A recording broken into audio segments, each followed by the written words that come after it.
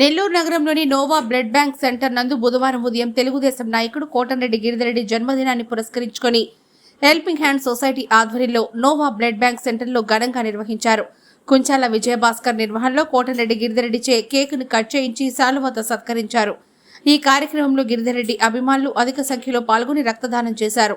Jaladanki Sudhakar, Nogaraju Madan Kumar Reddy, Ramu, south Mopur Pradeep, Prasad, Sivareddy తదితరులు 50 మంది రక్తదానం చేశారు.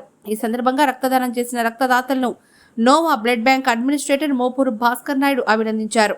గుండాల నాగేశ్వరరావు తదితరులు పాల్గొన్నారు.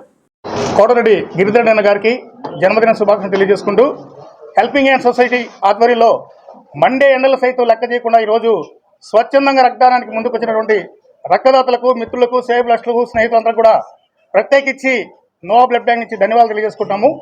ఈరోజు రాష్ట్రంలో ఎక్కడా కూడా ఒక్క బ్లడ్ ప్యాకెట్ లేని పరిస్థితి రక్తనిధిలో ఉంది.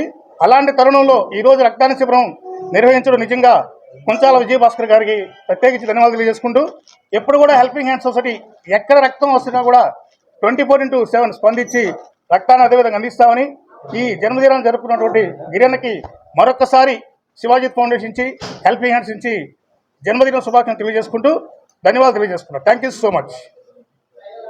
ఈరోజు పుట్టినరోజు జరుపుకుంటున్నా మా గిరణ్ కోసం మేము వీళ్ళందరూ వచ్చి బ్లడ్ ఇచ్చిన దానికి హెల్పింగ్ హ్యాండ్స్ సొసైటీ తరఫున థ్యాంక్ యూ చెప్పుకుంటున్నాం. Thank you so much.